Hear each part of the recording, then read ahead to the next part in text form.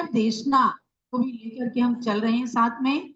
और कल्याण कल्पतरु स्तोत्र जो आज से 50 साल पहले पूज्य गण्य ज्ञानमती माता जी ने ही तैयार किया, एक अलौकिक छंद शास्त्र है ये। और तीर्थंकर भगवंतों की स्तुति के साथ उनका परिचय इसमें समाविष्ट है। भगवान शीतलनाथ की स्तुति चल रही है। अध्यात्म जैन सुनना, जिन शीतलनाथ भगवान का पंच कल्याणक आप नवंबर में करने जा रहे हैं, उसी स्तुति के माध्यम से भगवान शीतलनाथ का परिचय इसमें दिया है। वंशस्थ छंद है, 12 अक्षर का छंद है। इसमें प्रयोग किया है पूज्य माता जी ने।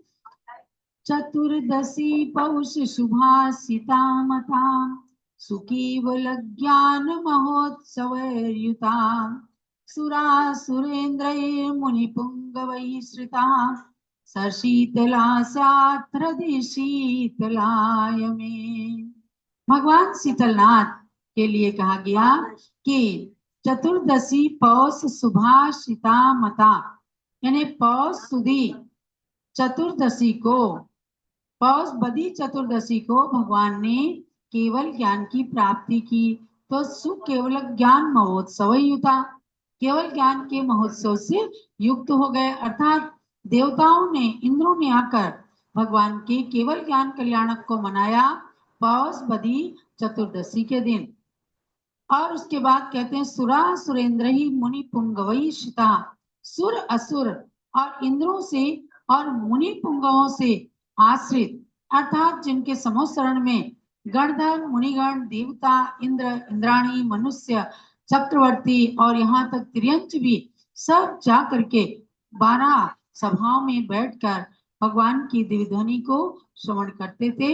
सह शीतला भी शीतलनाथ भगवान में हृदय शीतलाय साथ, मेरे हृदय को, मेरे मन को शीतलता प्रदान करें। मन की शीतलता सबसे ज्यादा आवश्यक है।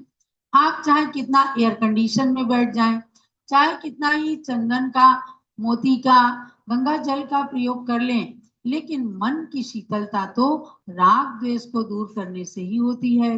जब मन में शांति आती है, एक दूसरे के प्रति उदार भावनाएं आती हैं, तो भगवान शीतलनाथ के समोसरण में बैठ करके सबने समता का पाठ पढ़ा।